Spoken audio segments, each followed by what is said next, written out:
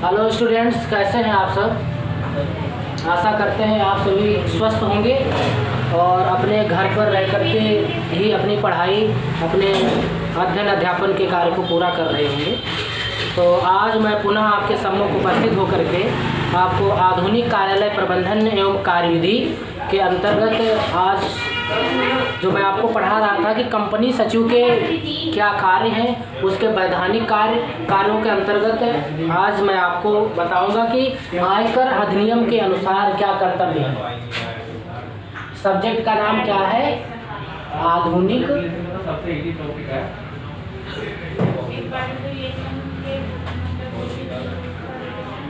आधुनिक कार्यालय प्रबंधन एवं कार्यविधि।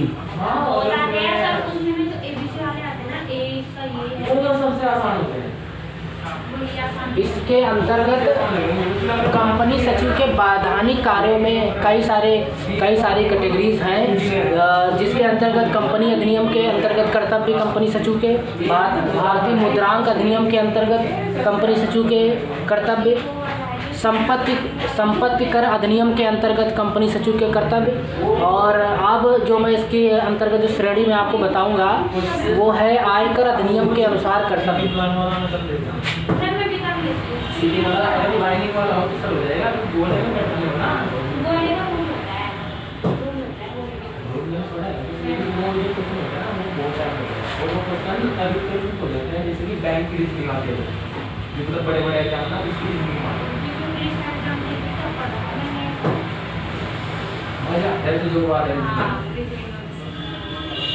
तो आज आयकर अधिनियम के अंतर्गत कर्तव्य सीखेंगे। और पहले की क्लास में मैंने कौन कौन से बताया? कंपनी अधिनियम के अंतर्गत कर्तव्य, जिसमें आपने क्या सीखा था? इसमें आपने ये जाना था कि समामेलन के समय कंपनी सचिव को जितने भी आवश्यक दस्तावेज होते हैं, जिनमें पार्षद सीमा नियम, पार्षद अंतर नियम और अन्य प्रपत्र जिसमें आपकी रजिस्ट्रेशन की फीस इत्यादि होते हैं, वो सभी जमा करने पड़ते हैं कंपनी सचिव को रजिस्ट्रार के कार्यालय में। उसके पश्चात जितने भी आवश्यक दस्तावेज हैं, रजिस्टर्स हैं, पुस्तकें हैं, उन सभी को अपनी कंपनी में तैयार करवाना, उनको सुव्यवस्थित तरीके से रखने की जिम्मेदारी भी कंपनी सचिव को दी गई है। और यह कंपनी अधिनियम के अंतर्गत इनके कर्तव्य थे। और उसमें फिर कंपनी की जो कार्रवाई होती है, कंपनी में जो सभा संबंधी जो कार्रवाई होती है, जो आयोजन किया जाता है सभाओं का, वह भी कर्तव्य कंपनी सचिव के अंतर्गत ही आता है। और फिर कंपनी की ओर से पत्र व्यवहार करना, कोई पत्र भेजना है तो यह भी कंपनी सचिव के कार्यों के अंतर्गत ही आता है। तत्पश्चात वार्षिक रिपोर्ट, वार्षिक खाते, और यदि कोई विशेष प्रस्ताव पारित किया गया है तो उसकी भी प्रति कंपनी सचिव को रजिस्ट्रार के कार्यालय में भेजनी पड़ती है। तो ये अधिकार प्राप्त थे कंपनी अधिनियम के अंतर्गत। उसके पश्चात भारतीय मुद्रांक अधिनियम के अंतर्गत कंपनी सचिव के कर्तव्य हैं कि जितने भी आवश्यक प्रपत्र हैं, जैसे आवंटन पत्र का मतलब है जैसे शेयर का आवंटन होता है, तो जब किसी को कोई शेयर अलॉट कर दिया जाता है तो उसके प्रूफ के लिए उनको एक अलॉटमेंट लेटर दिया जाता है।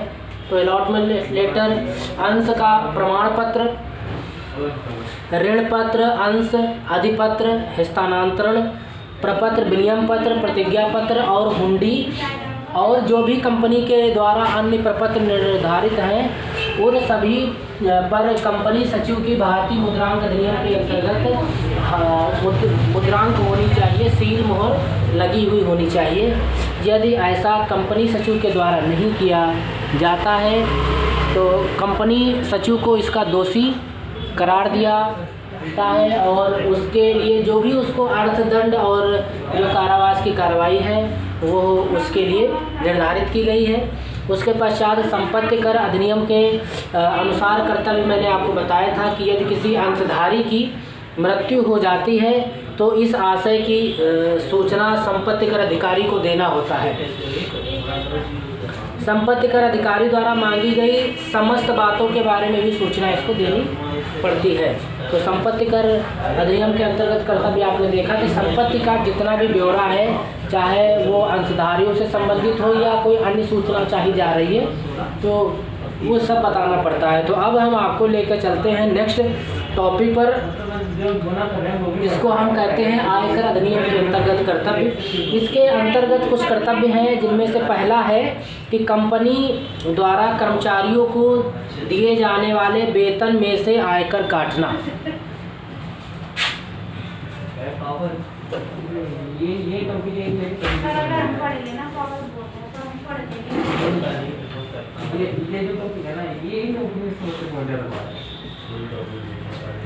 कंपनी द्वारा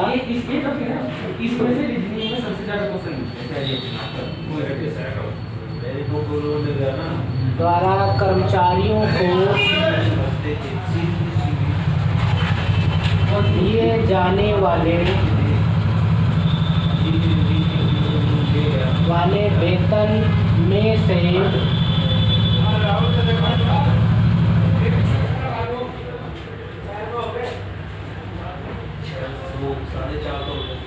आयकर काटना।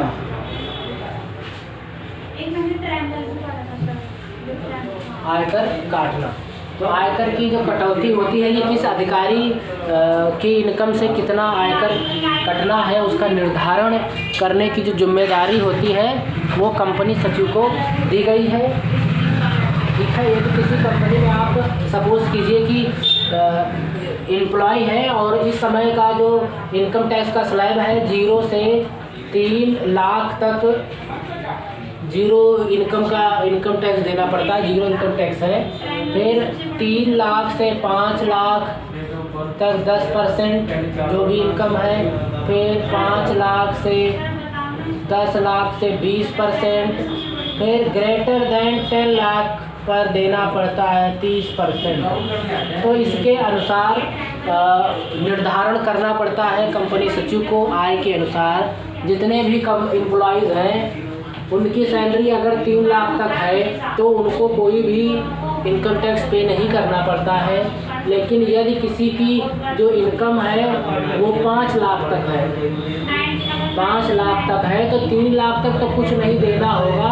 लेकिन जो सपोज कीजिए 2 लाख एक्स्ट्रा है उस पर हमको 10% देना होगा। ठीक है, तो ये हमने आपको एक अनुमान बताया। लेकिन अब जैसे है कि 5 लाख तक 0 है तो हम 5 लाख तक कुछ नहीं देंगे, 5 से 10 लाख के बीच में हम 10% देंगे, 10 लाख के ऊपर 30% देंगे। इस तरीके से स्लैब जैसे जैसे आता जाता है उसके हिसाब से हम इनकम टैक्स का निर्धारण जो है वो करना पड़ता है। तो हमने आपको एक अनुमान बताया कि कुछ अमाउंट पर तो आपको 0 रिबेट मिलती है, इस पर कुछ भी नहीं आपको देना पड़ता है। फिर एक स्लैब इसमें होगा जिसमें आपको 10% होगा, फिर कुछ में 20%, फिर कुछ में लास्ट की जितनी इनकम होगी उस समय 30% आपको देना पड़ता है।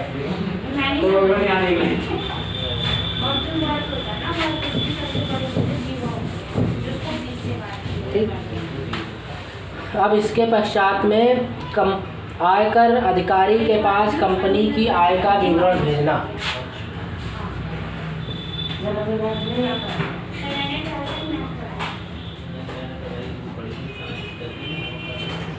आयकर अधिकारी के पास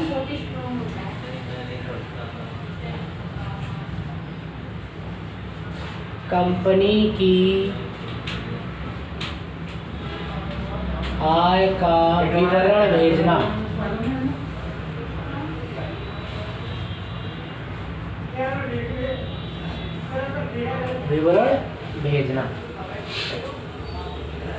क्योंकि यहाँ पर तो हमने आपको बताया कि कर्मचारियों के वेतन से आयकर को काटा कैसे जाएगा, कितनी उसकी आय के अनुसार क्या क्या लिया जाएगा।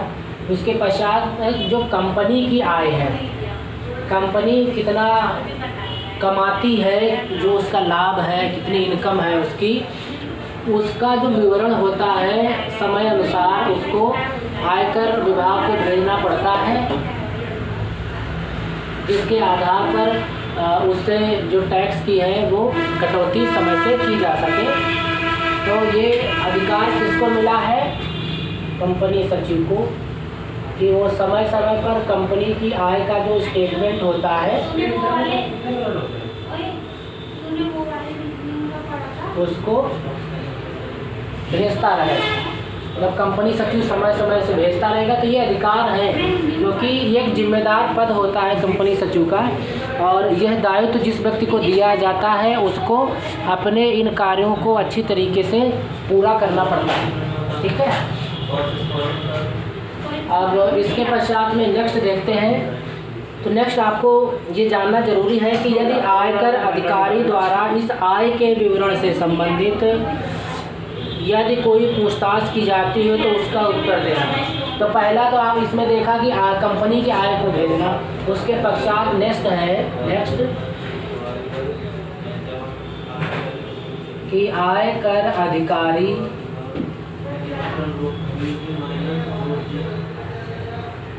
द्वारा कंपनी की आय से संबंधित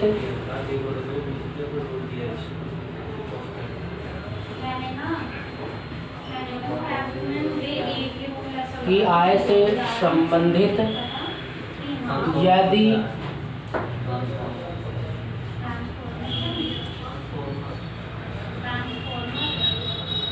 कोई पूछताछ है तो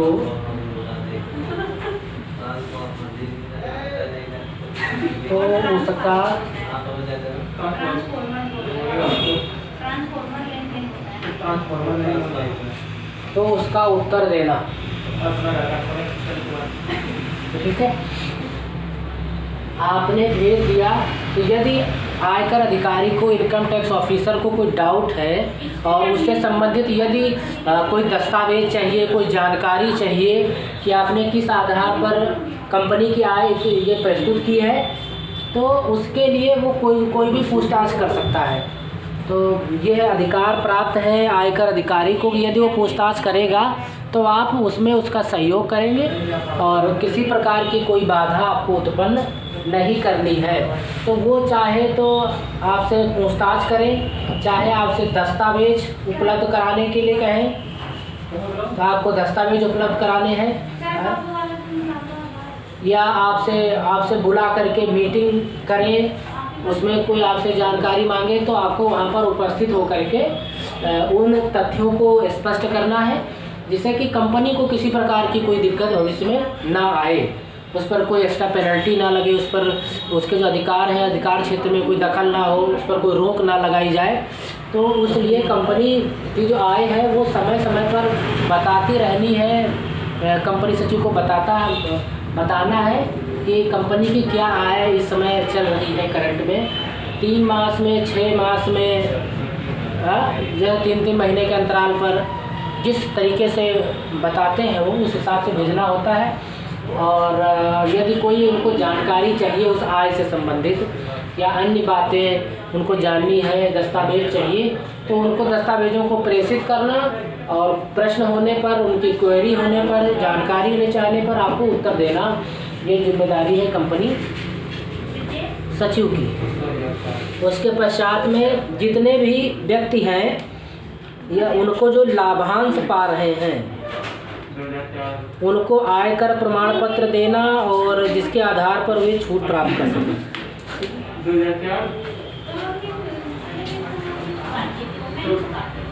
हमारे यहाँ पर अंशधारी हैं, उनको एक लाभांश मिलता है, तो उस लाभांश पाने वाले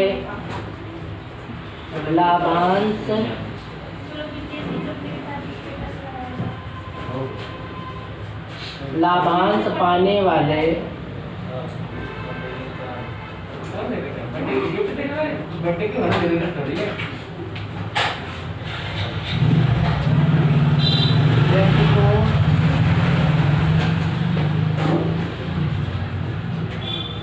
प्रमाण पत्र देना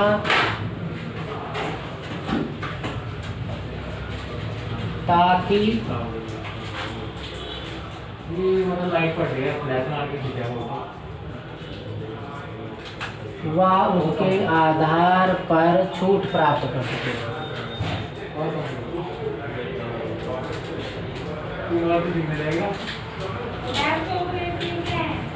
उसके आधार पर छूट प्राप्त कर सके। लाभांश आप जानते हैं कि लाभांश किसको कहते हैं।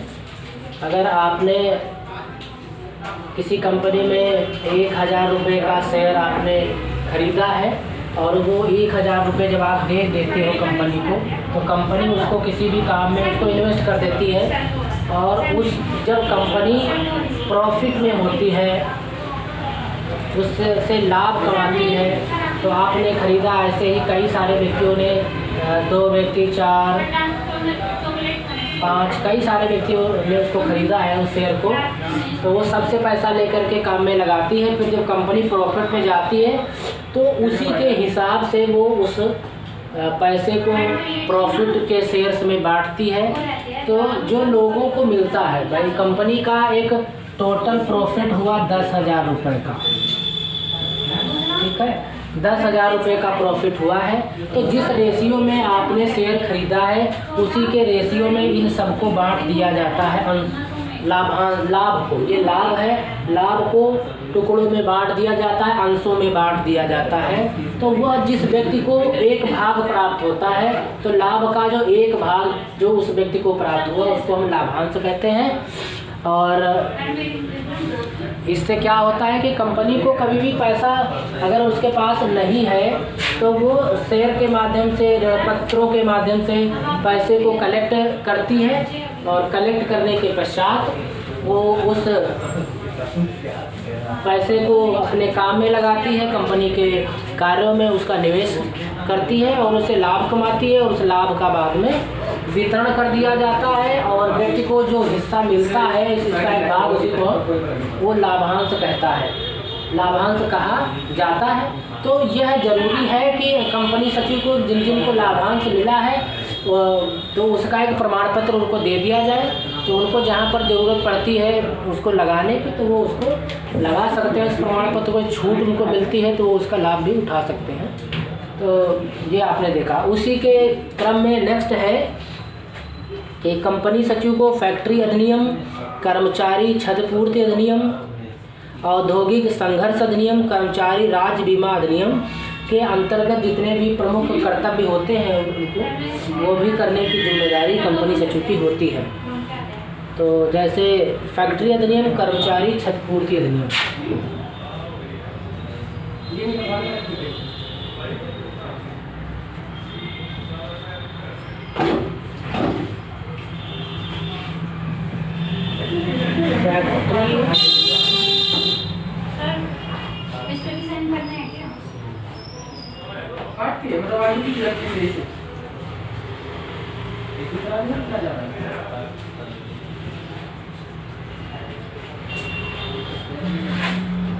क्षतिपूर्ति अधिनियम,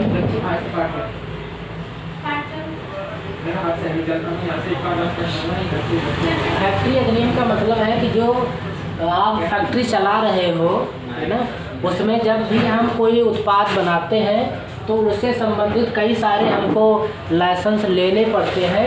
तो वो जो फैक्ट्री अधिनियम सरकार के द्वारा जारी किया गया है कि ये चीज़ें होनी चाहिए, इस रेशियो में होनी चाहिए, तभी आप फैक्ट्री संबंधी काम को कर सकते हो। तो इससे संबंधित जो दस्तावेज हैं, जो कार्रवाइयाँ हैं जो बीच बीच में करनी पड़ती हैं, वो भी कंपनी सचिव को करनी होती हैं। फिर कर्मचारी क्षतिपूर्ति अधिनियम, जैसे कर्मचारी को कार्य करते समय यदि कोई क्षति हो जाती, कोई लॉस हो जाता है, कोई एक्सीडेंट घटित हो जाता है, तो कर्मचारी क्षतिपूर्ति अधिनियम के अंतर्गत जो कार्रवाई कंपनी सचिव को करनी होती है, जिससे कि जो उसमें नियम बताए गए हैं कि क्या क्या बेनिफिट्स उस कर्मचारी को मिलेंगे, उससे संबंधित कार्रवाई हो, चाहे उसको मुआवजा दिलवाने की कार्रवाई हो, जो भी कुछ है वो सभी कार्रवाइयाँ कंपनी सचिव को समय पर करनी पड़ती हैं।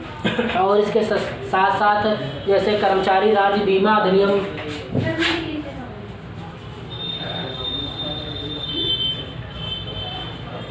कर्मचारी राज्य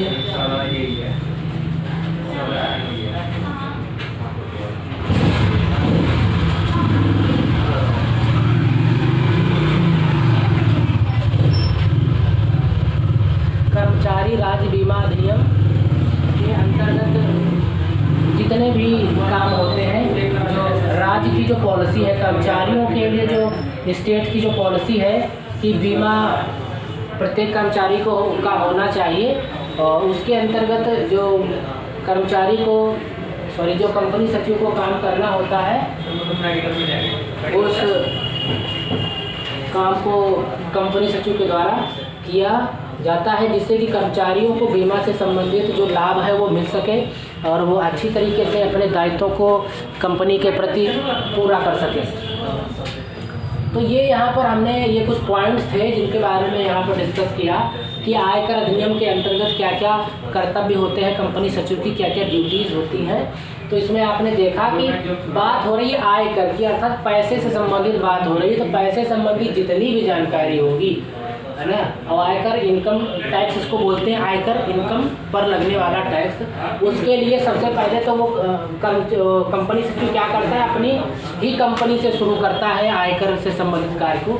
तो सबसे पहले जो जो एम्प्लॉई वहाँ पर काम कर रहे हैं उनके वेतन से आयकर को काटना, और आयकर की जब कटौती हो जाती है तो उसके पश्चात में आयकर अधिकारी के पास में कंपनी की आय को भेजना, कंपनी की क्या क्या आय है उसका ब्यौरा देना कंपनी सचिव का कर्तव्य है। पहला क्या किया, कर्मचारियों की वेतन से आयकर को काटा कि आयकर इतना कटना चाहिए, कटता है तो यदि आप उस स्लैब में आते हैं तो फिर कंपनी की आय को समय समय पर इनकम टैक्स अधिकारी को भेजते रहना।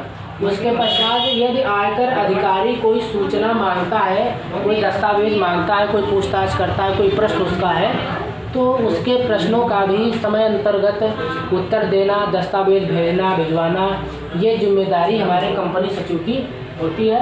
कंपनी सचिव को इसको समय से पूरा करना होता है।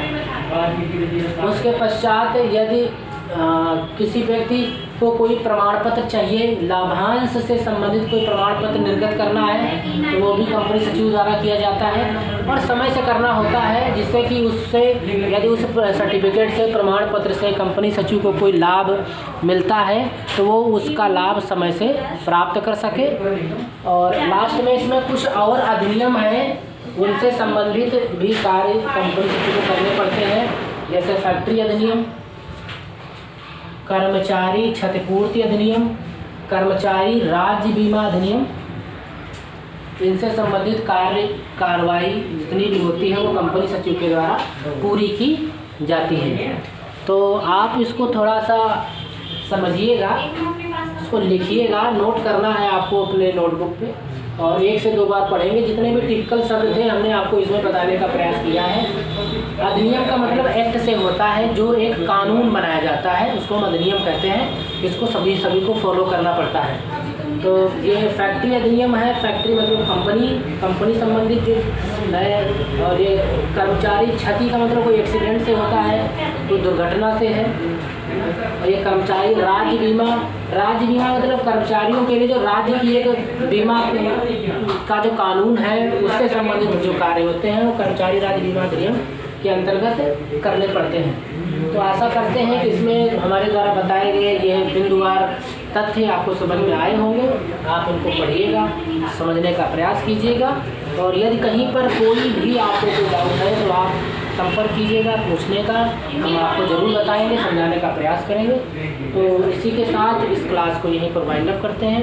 नेक्स्ट क्लास में फिर से हम आपके सम्मुख उपस्थित होकर के आगे की कार्रवाई के बारे में आपको समझाने का प्रयास करते हैं। तो तब तक अपना ध्यान रखें, अच्छी तरीके से मन लगा करके पढ़ें, समझने का प्रयास करें, क्योंकि जब आप अच्छी तरीके से किसी तथ्य को समझेंगे तभी वह आपको आगे भी काम आ सकती है। अगर आप अच्छी तरीके से मन लगा करके किसी चीज़ को समझने का प्रयास नहीं करेंगे तो कुछ समय बाद जा कर के आप उसे भूल जाएंगे, और वो भूली हुई चीज़ फिर इतनी जल्दी याद नहीं आती है जब तक कोई दूसरा याद ना दिलाए, या फिर आप फिर अपने उसी मन के साथ में उसको ना पढ़ें। तो पहले ही यदि आप अच्छी तरीके से उसको पढ़ लेंगे तो आप भूलेंगे ही नहीं और आपके वो हमेशा काम आएगी।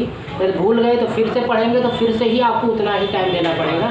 तो पहली बार में ही आप मेहनत कर लें, अच्छी तरीके से समझ लें, इससे भविष्य में एक जानकारी की ज़रूरत आपको पड़ती है तो आपके पास वो जानकारी होनी चाहिए। तो फिर मिलते हैं, तब तक के लिए टेक केयर, अपना ध्यान रखें।